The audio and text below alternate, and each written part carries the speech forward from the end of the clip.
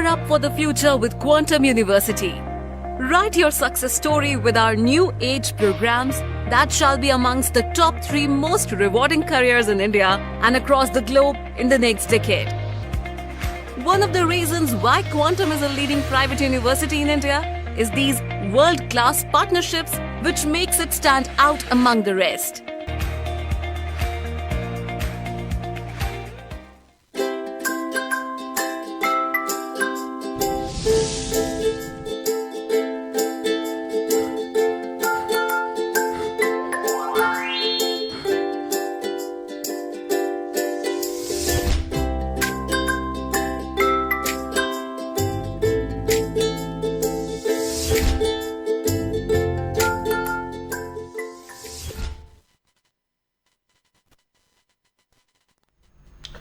Good afternoon, Elite TV की Test of Cartoon की महाव में ताइवरी से हम तराम नौ शरीर मरों ने गस्ती फाला फंगा पाव से सिंगे कार्टून सिंगदा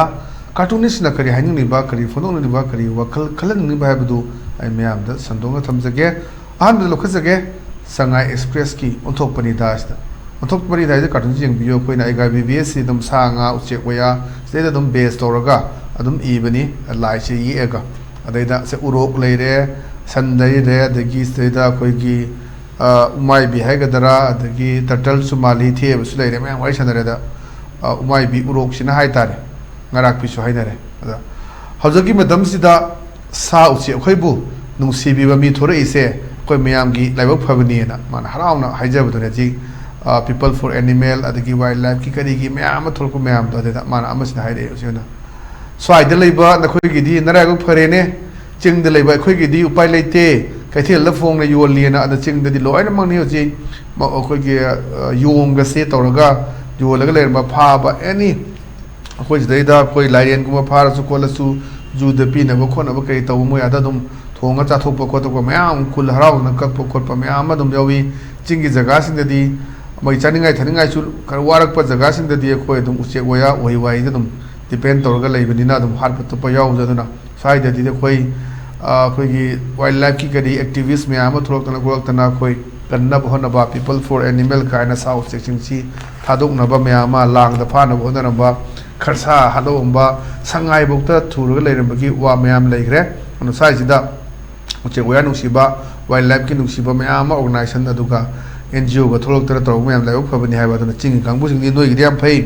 इम्फाद लेबना चिंग द खोइ ददि फाजना चाथोक पिरे चाथोक पद नतना कोइ कैथेन बाउ युवन बदुनी मयाम मा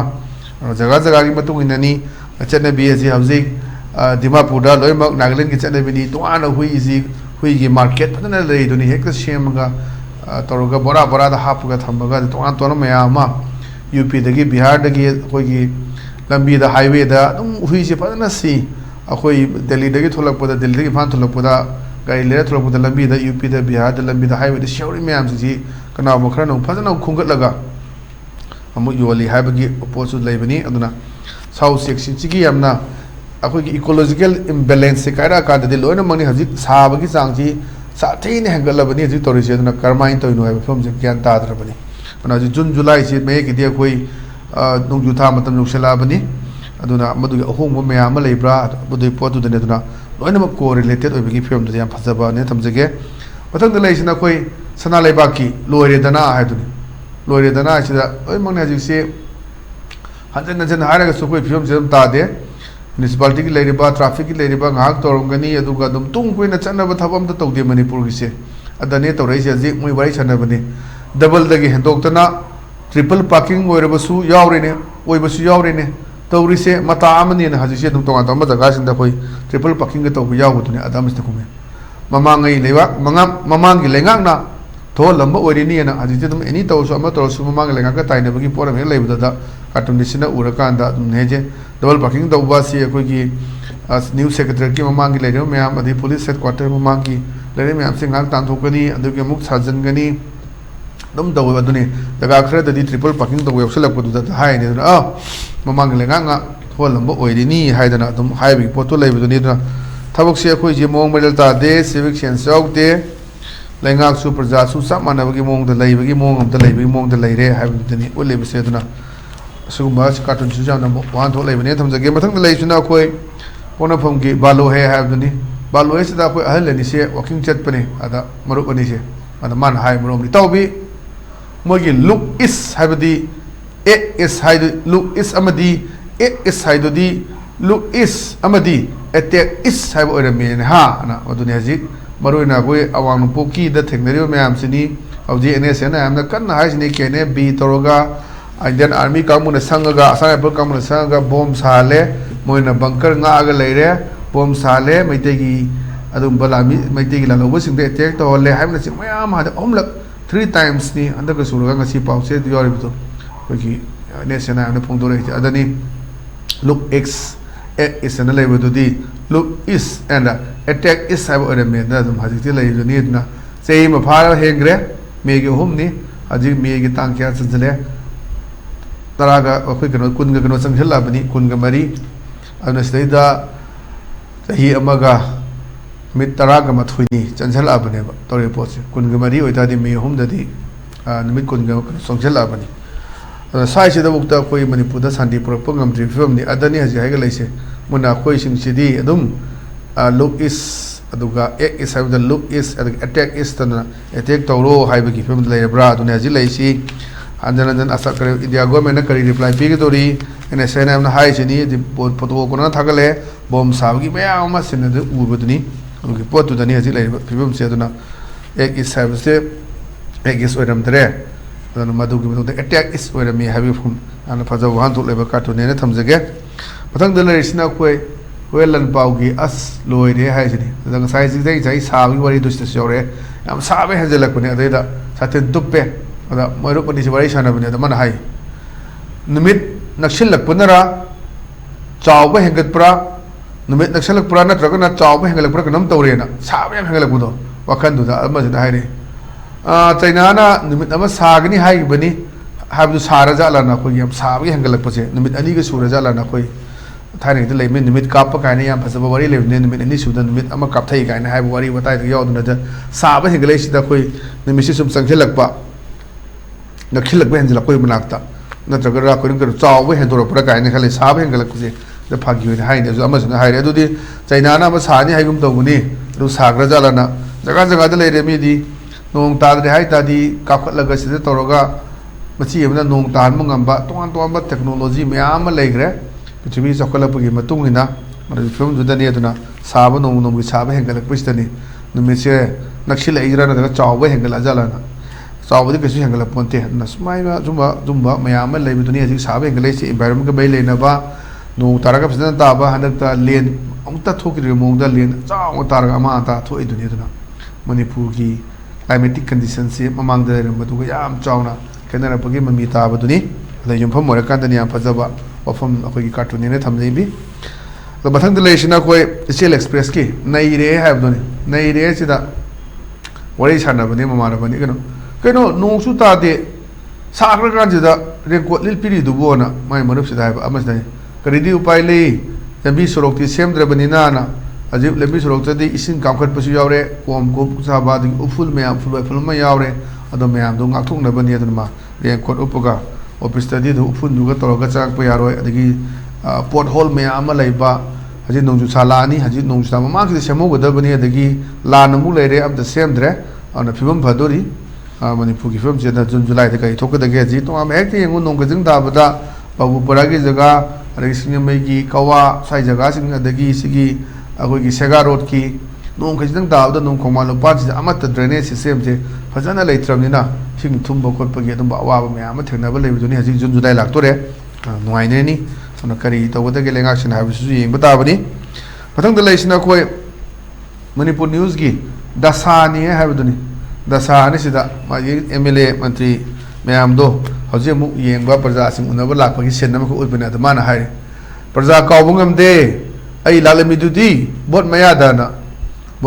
lakpa bot loir kan da di quarter da unage chapa da unhalak te to an ton ba mayama sauning ba poku mayama thengnei ona koi bot ka dingai ti no jor to tana on da bot pine biu amuk tang di assembly da ai bu mayam gi pakholo ina thabiu ka na to da bot tor kar unati ha bi phim dunia dani praja sing thengnau da makhwang me le yingsi praja gawungam de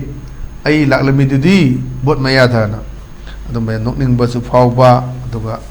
aseng musu potuni Mathang leisna koi People's Chronicle gini People's Chronicle gi Friday fanana ima mera pai bi singi saure aduga Assam Rifle gi singa ga sarga act chaw nga ngone chalo su na ma su do suspension operation no man do ni saw da nga ngone su and have go away, we don't need forces like you akhoi darkar ta de no forces se who act like our enemies sharing the same bunkers in the hills noi gu masidi akhoi maru e pam de adum ba kunoi darkar ta de who act mkhoi enemy singa koi bunker share tomina ba chingda shameless noi to mai kai khang da mai tha ba remember Kangla go and hai with the other night Kangla Kangla the akhoi Assam Rifle to ki the ima sing na sarga noi chalo taning de su hai bi do mkhoi suspense su hai ba why shin re aduna so na hai bu su me aduna go away, we don't need forces like you noi gumba koi forces darkar oi de who like our enemy sharing the same bunker in the hills adu ching dadi adu mkhoi yekne ba sing duga same bunker leimina ba shameless kai khang da ba remember Kangla and hai dani aduna Kangla de sa pro to ki ba duni aduna jisi aji NSNA amna allegation toreba the mamang de dum tor la bani sai chu ne ne biya bu duni Assam Rifle gi dum bakra battalion khara ko lo thok ne ba phom da pai BJP gi executive member singnabu khoi che gi ba aduga BJP gi MLA ma samo saram S Rajya ne phung do ki ba phom chu lai ni ke akoi gi lamsang kendra gi aduna adugi phom duni aduna Praja Singh Imai Bel Singh Sauba Handar Kasu to Duni Warok Singh Habra Koi Warok Singh Habra stay da Koi Asana Puna Pung Ani no make up Naraga Mara Pai Hundra Manga Kuki Melintis Singh Mukote Kangre Kana Pau Pungil Tana Pumba Madu Seng Dog Sang and Tawa Duna Asana Pulsi and Tazan with the Potuni Queen Leshalakpa Assam Rifles Na Sigingo Lobo Korpa Mayama Legre on a Ching is a gas in the Sungai Koi Chingi Mandaba Mapadu Kogi Mayang oi bai tare aduna koi dum jawab ne tangkul gi sinau sing su masak to dum kogi biratiap man ba biratiap kang na loroga leimina ba du hundu masakhi ba kan gan su ba dum ba lei adunga aji manjala ko sakpam sing loina ola ba ching jaga sindra tribal malak ta ba tribal laga na ton tum khalak ko yaw ne dum pa gi yaw ga dum changes kar di laktu ni na adum me am su lai bani adu potu da ne dum mai bel sing saw ba pankar pulaga ching de lai ba ikai khang da ba aduma potu dani aduna noiguma force pamre chakro chalo haduna tan mani asana ba khange dana remember Kangla hai se adu potu ni haji mani bule situation si yang si jun mari manga dadi karu makhra di awon bala kadra hoi jun mari la kana sarkar se mo khopala ga jun tha manung si dadi khar khangani adu jun tha su yana manipur gandi irang thogut ma thani aduna yeng si kari thokada ga habo opum duni nangasi gi di adum bali tv gi test of cartoon gi mahau matanga solution jare meng tabiri musing bomukana khuram jabagalana kadina betang nijari pini birasi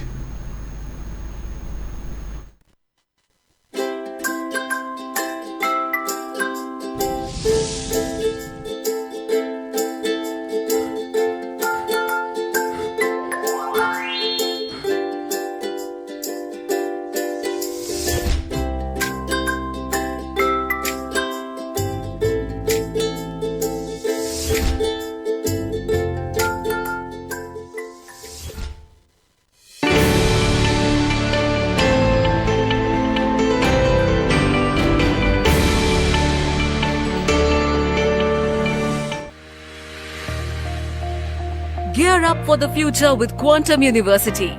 Write your success story with our new age programs that shall be amongst the top 3 most rewarding careers in India and across the globe in the next decade. One of the reasons why Quantum is a leading private university in India is these world-class partnerships which makes it stand out among the rest.